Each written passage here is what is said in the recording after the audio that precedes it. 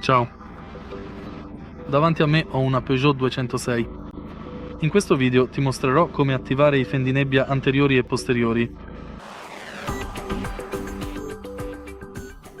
All'inizio diamo un'occhiata dietro il lato sinistro del volante. Proprio qui abbiamo questa leva. Semplicemente attiva gli anabbaglianti ruotando questa parte della leva 2 volte verso l'alto e poi ruota una volta verso l'alto la parte centrale della leva e ancora verso l'alto per attivare i fendinebbia anteriori e posteriori. Puoi vedere l'icona lampeggiante proprio qui, significa che i fendinebbia anteriori e posteriori sono attivati. Lampeggia solo nel video, non lampeggerà nella tua auto.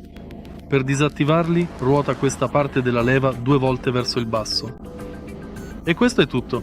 Se hai trovato utile questo video metti mi piace, commenta e iscriviti.